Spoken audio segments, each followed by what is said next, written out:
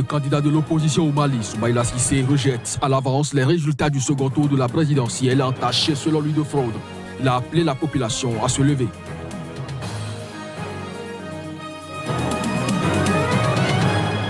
Au Zimbabwe, le président Emmerson Mnangagwa tient l'opposition responsable des violences qui ont suivi les élections du 30 juillet dernier. C'était lors de son discours pour la journée des héros.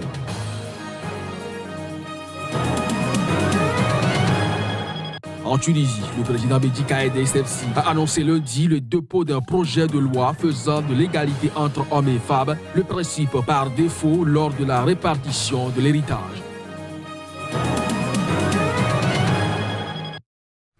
Bonjour à chacun, bonjour à tous et bienvenue dans cette édition sur Sika au Zimbabwe. Le président Emmerson Mnangagwa tient l'opposition responsable des violences qui ont suivi les élections du 30 juillet dernier. Des violences au cours desquelles des soldats ont ouvert le feu sur des manifestants anti-fraude, tuant 6 personnes. C'était lors de son discours pour la journée des héros.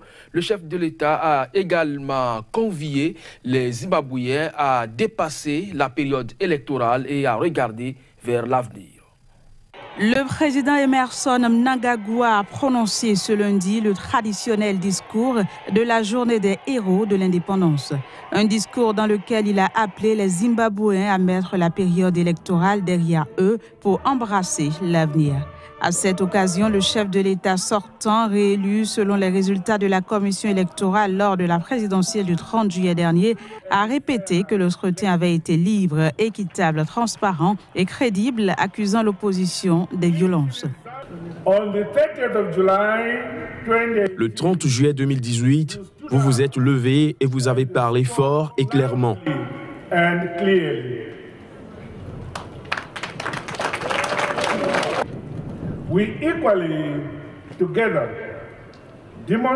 Nous avons également démontré ensemble que nous pouvions aussi organiser des élections libres et équitables, transparentes et crédibles.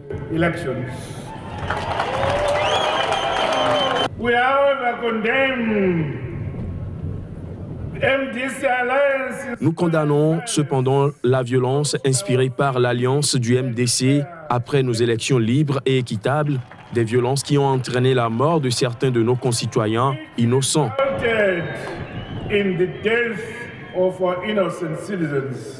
Le discours d'Emmerson Mnangagwa, son tout premier à cette occasion en tant que président du Zimbabwe, a été également très économique. Le chef de l'État a estimé qu'il fallait moderniser l'économie du pays, mécaniser l'agriculture, exploiter les richesses minérales et poursuivre les efforts pour attirer les investisseurs étrangers. En Tunisie, le président Béji Caïd Essebsi, en pleine tourmente politique, a annoncé lundi le dépôt d'un projet de loi faisant de l'égalité entre hommes et femmes le principe par défaut lors de la répartition de l'héritage. Ce texte devait être présenté donc aux députés dès la fin des vacances parlementaires. Cette annonce intervient alors qu'une manifestation contre cette réforme a rassemblé samedi des milliers de personnes à Tunis.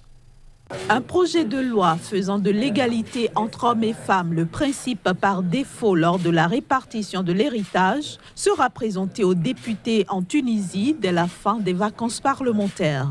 L'annonce a été faite ce lundi par le chef de l'État tunisien, Béji Caïd Essebsi. Cette mesure touchant un principe inspiré du Coran et appliqué dans de nombreux pays arabes est l'une des plus débattues parmi une série de réformes sociétales proposées par une commission créée il y a 1 an dans le but de traduire dans la loi l'égalité consacrée par la Constitution de 2014. Cette commission pour les libertés individuelles et l'égalité a suggéré que le patrimoine familial soit partagé par défaut de façon égale entre héritiers hommes et femmes. La loi actuelle, qui s'appuie sur le droit islamique, prévoit qu'en règle générale, un homme hérite le double d'une femme du même degré de parenté. La nouvelle loi laisserait toutefois la possibilité aux testateurs, soit d'appliquer la Constitution, soit de choisir la liberté en répartissant son héritage selon la règle des 2 tiers. Samedi, une manifestation contre les réformes proposées a rassemblé des milliers de personnes devant le Parlement tunisien. Le candidat de l'opposition au Mali, Soumaïla Cissé, rejette à l'avance les résultats du second tour de la présidentielle, entachés selon lui de fraude. Et il a également appelé la population à se soulever. On écoute le candidat à l'élection du second tour, Soumaïla Cissé. Nous avons compilé les résultats et hier, 4 heures du matin, nous étions largement en avance. Ceci nous a fondé. Je crois qu'il a fondé tous ceux qui ont écouté les résultats dans les différentes radios, à manifester spontanément et à Mopti et à Bamako. Nous appelons les autres régions à faire de même, parce que c'est une victoire de l'ensemble du peuple malien pour le changement. Nous n'accepterons pas des résultats de la fraude.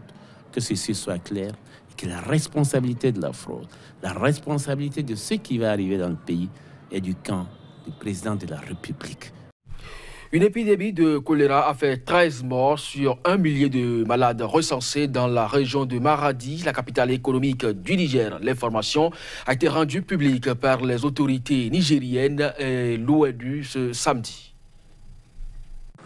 L'épidémie de choléra a déjà touché plus d'1 millier de Nigériens et tué 13 personnes.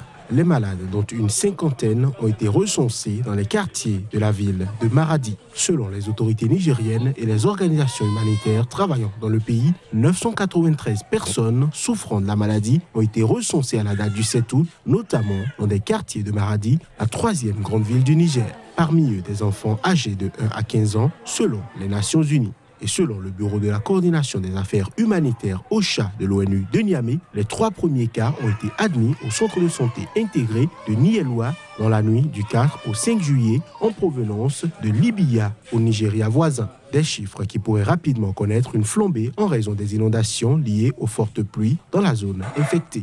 Le ministre nigérien de la Santé assure toutefois que la situation est sous contrôle, soulignant que l'Organisation mondiale de la santé, l'UNICEF, Médecins sans frontières et la coopération italienne ont aidé à circonscrire l'épidémie. Le choléra est une infection épidémique contagieuse des intestins. Elle est causée par une bactérie.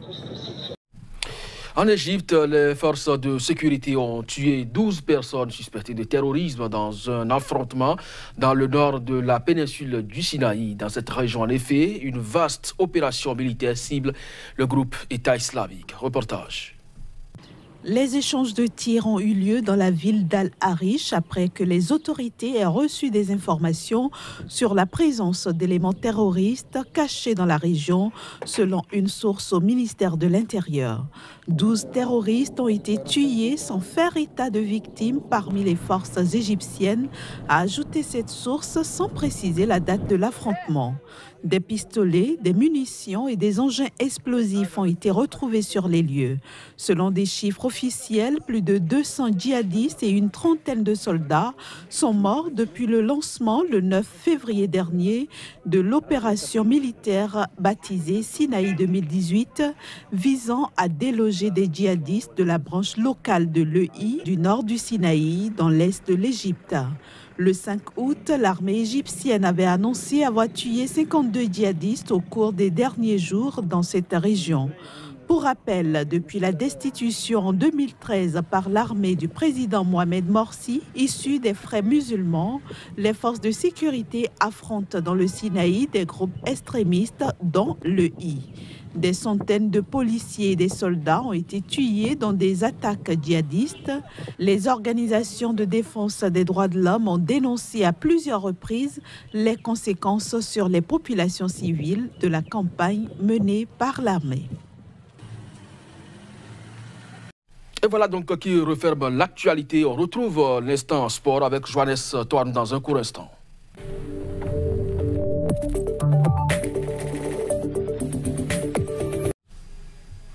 Johannes, bonjour. Bonjour. Un but à 0, c'est sur ce score que le Mali a remporté le trophée de la 3e édition du tournoi de football des sourds de l'Afrique de l'Ouest. L'événement s'est déroulé dans la capitale togolaise Lomé du 3 au 11 août. Avec Ferdinand Gari, notre correspondant sur place, on fait le point. Le Mali a pris sa revanche sur le Nigeria à cette 8e édition du tournoi de football des sourds de l'Afrique de l'Ouest. 1 but à 0. C'est sur ce score que le Mali remporte le trophée de cette compétition dans la capitale togolaise ce 11 août. Le but a été marqué au début de la seconde partie. L'année passée, on a perdu à Bamako 2-1. Cette année, on a gagné au Togo ici 1-0. Très satisfait du voyage. Vous savez que depuis qu'on a perdu contre le Nigeria à Bamako ici, on n'a pas cessé de nous entraîner. Même pendant le mois de carême, où on fait toute la journée sans manger, le soir, après avoir cassé le jeûne, les jeunes jouent jusqu'à 23. La 3e place est acquise par le Togo qui a battu le Ghana au tir au but sur un score de 4 buts à 2. Le Nigeria accuse l'arbitrage pour sa défaite face à l'équipe malienne. Le ministre des Sports togolais, représenté par un directeur de cabinet à cette finale, apprécie le fair play qui a prévalu au cours de ce tournoi pour lequel les autorités ont été prévenues de son organisation sur leur territoire qu'à la dernière minute suite au désistement du Niger. Pour nous, c'est une satisfaction parce que nous avons été informés au tout dernier moment, à quelques jours du démarrage de cette compétition, et alors que des pays participants étaient déjà en route pour Lomé. Et tout de suite, le ministre des Sports a donné des instructions afin que toutes les dispositions soient prises pour faciliter le séjour aux participants à cette compétition. Il est très content parce que son objectif a été atteint. Et son objectif en premier lieu est de faire tout pour une cohésion entre tous les sous de l'Afrique de l'Ouest. Il veut montrer aux autres pays comment, par exemple, les attendants, les personnes normales, la façon dont ils organisent les choses et réussissent, tout ça là, il veut montrer aux autres personnes, en attendant que les sous aussi sont capables, les personnes malentendantes sont aussi capables à une très bonne organisation au milieu sportif. Le rendez-vous est donc pris à l'année prochaine pour la 9e édition du tournoi de football des sourds de l'Afrique de l'Ouest. Johannes Toadou, je vous le disais tout à l'heure, donc ce sont les malentendants qui ont joué à l'OB, ce tournoi 8e édition donc, de leur compétition. Alors, il continue donc de faire sensation, le croyait déjà à la fin de sa carrière. Samuel Eto'o, pourquoi ne raccroche-t-il pas? Quand on vient maintenant, c'est la question 1 million d'euros. Le débat fait rage. C'est vrai que beaucoup estiment qu'avec une aussi riche et grande carrière et tout ce qu'il a eu à gagner dans sa carrière, il aurait pu raccrocher les crampons. Mais visiblement, vous savez, quand vous êtes passionné de quelque chose, Samuel Eto'o a consacré sa vie au football. Et quand vous avez cette passion-là, c'est peut-être difficile de raccrocher. Il ne faut pas oublier que c'est quelqu'un qui, statistiquement parlant, continue de marquer des buts, beaucoup de buts. Et c'est peut-être tout ceci mis ensemble qui fait que, il n'a pas envie de raccrocher les crampons. Il s'est donc trouvé un nouveau club, on va en parler. Et c'est un nouveau point de chute. Et le Qatar, l'attaquant camerounais de 37 ans, libre de tout contrat à la suite de son départ de Konyaspor, un club turc. Il a signé pour le Qatar SC. C'est, tenez-vous bien, le 14e club de la carrière de l'ancien joueur du Barça, capitaine de l'Anzi Makashkala notamment. Il sera présenté aujourd'hui même dans la soirée au Qatar. L'autre Africain qui fait parler de lui, c'est bien sûr Keita Baldé. Tout à fait. Keita Baldé Diao à l'Inter Milan, c'est fait.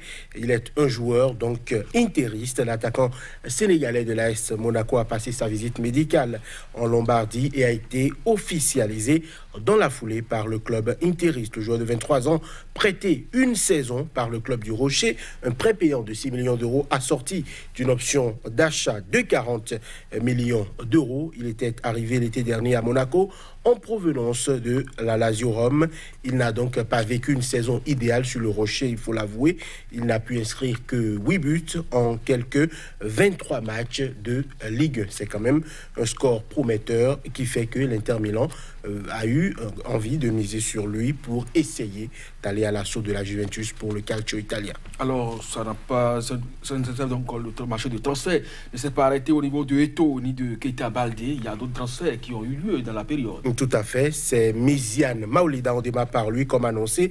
L'attaquant de l'Olympique lyonnais va bien quitter Lyon pour rejoindre l'OGC Nice. Les deux clubs ont trouvé un accord. Vous allez voir, le contrat a été signé. International français U19, le gym débourse 10 millions d'euros et un pourcentage d'environ 30% pour l'OL sur une possible revente. Après, d'autres informations rapidement avec le Paris Saint-Germain qui devrait officialiser aujourd'hui même l'arrivée de Thilo Kehrer.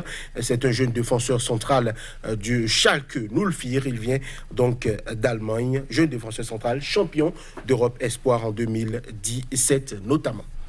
Merci donc à vous, Johannes Toanou. Les autres informations sportives, on le retrouve donc sur le site de Sika. Mesdames et messieurs, ce sera donc tout pour cette édition. Merci de nous avoir suivis. Très bonne journée à chacun et à tous. Au revoir.